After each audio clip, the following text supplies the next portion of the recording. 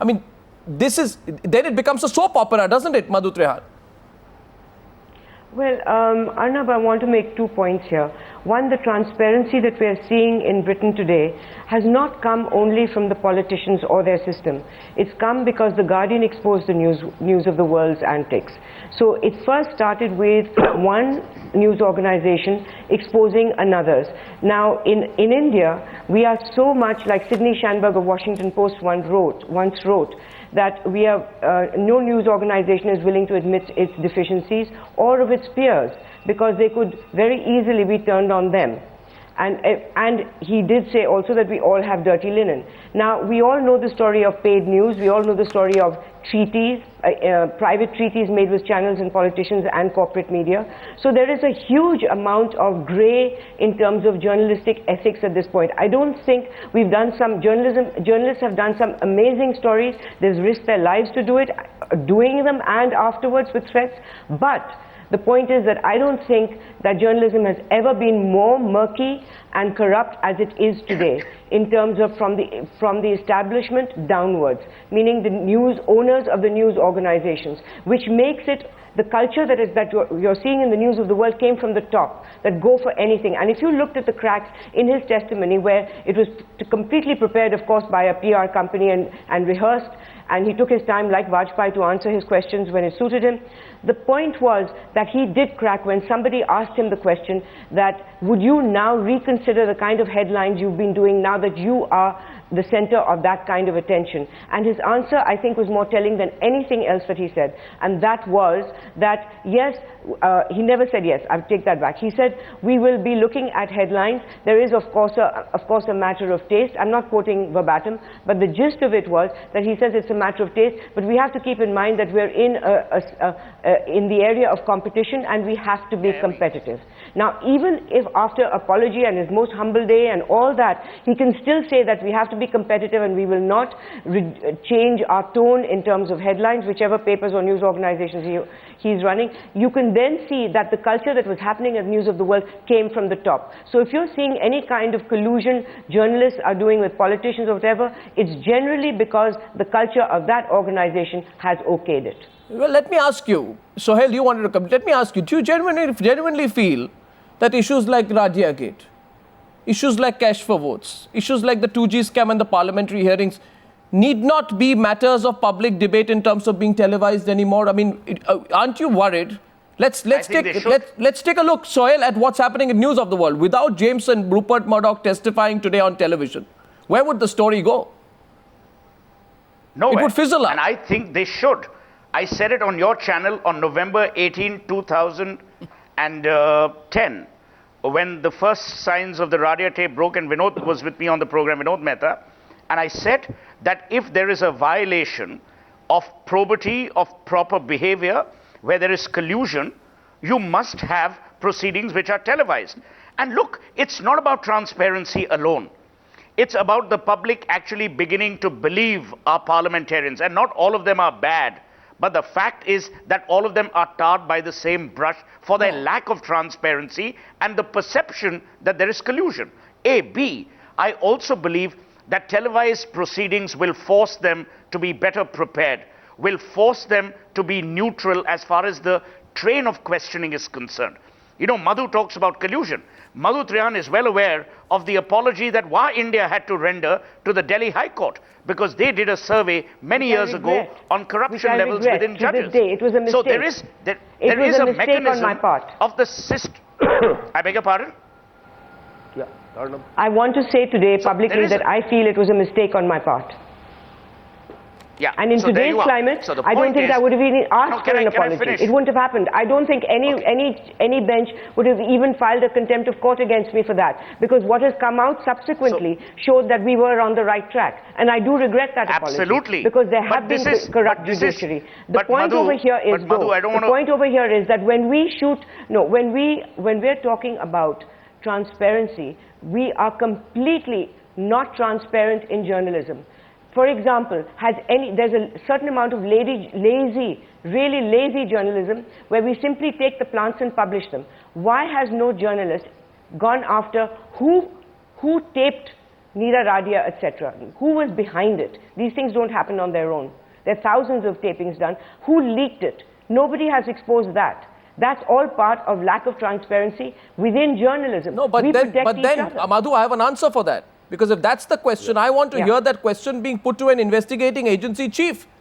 And I don't think there is any national security issue there that needs to be kept away from the people of this country. But Arnab, this is exactly my point. Right. It should be I asked. don't think Neera Radia is a national security issue. Well, then if everything is turned out to be a national security issue, everything is turned out to be a major secret. No, but Arnab, if you remember, I agree with Arnab. If you remember on your channel, I said it is not a national security issue and it must be investigated for the people to see if there is collusion which leads to malified intent or impropriety. No, having said that, it is not the media alone that needs to stand to transparency. No, people need to be reassured. Chandan Mitra, the only point is people need to be reassured. The people of Britain are hurt. The people of India are hurt at Radia Gate. The people of India are hurt at 2G scam. The people of India are hurt at cash. No, but why has the real story of Radia tapes not come out? Well, nobody's seen about the tapes. 1 minute. Because it's all happening behind closed doors of Parliament. Yes, Chandan Mitra. Yeah, Arnab, my point is, there is all very fine to demand that all parliamentary committees should be televised. But why don't we start with televising court proceedings? Not all. Not all. No, I mean... Soli Sorabji says not all. Okay, all or not all. That is not for us to decide. That will be for Parliament to decide, if at all this is opened up. But the point is that why not televise court proceedings?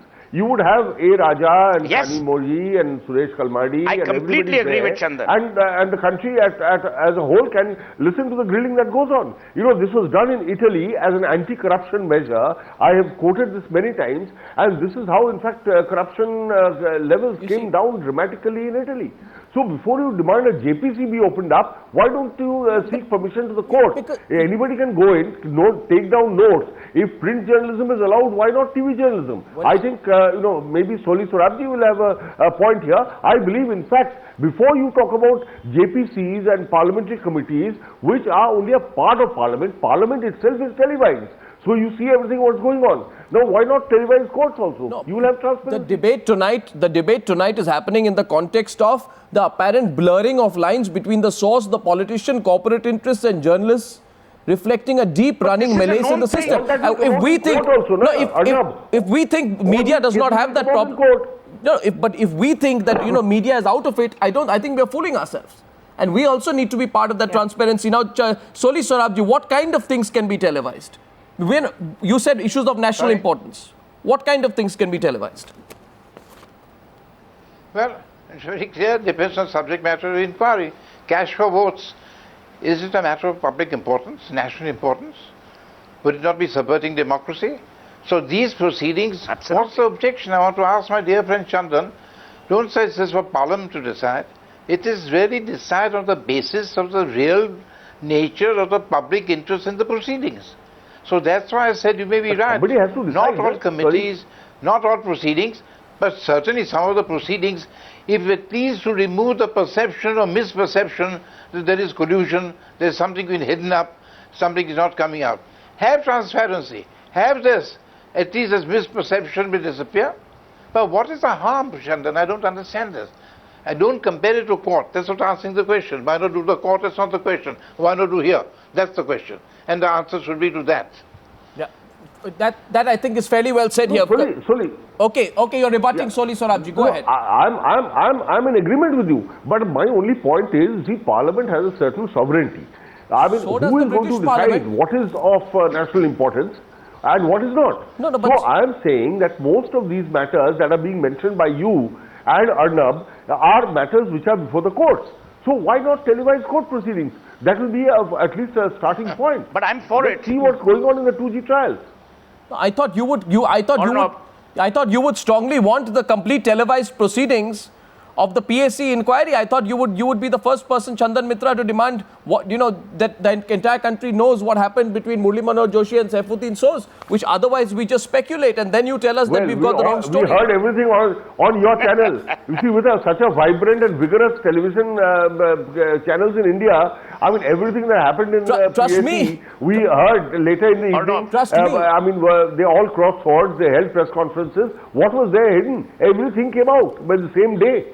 No, trust me. I mean, I would be the first person to put a televised proceeding of a PAC discussion in place of News Eye, and I can assure you more people will watch that. The only question tonight is of transparency. Are there double standards somewhere when it comes to journalists themselves? Madhu Trehan says our profession also needs to be more transparent and open. Of course, absolutely right. She is absolutely right, and I entirely agree with Chandan that if you want JPC to be televised, let the courts also be televised. You think there is no bias in courts? Yeah, there is nothing like playing to the gallery in the courts. Right. All the judgments which we condemn later on, including the society, I think all that condemnation of the court judgments will have completely different dimension if the courts are televised completely. Or not. We consider courts as extremely sanctimonious. We have this notion of contempt of court which doesn't exist so much in America or in England. We have this contempt of court and delinking of media from the courts and cameras.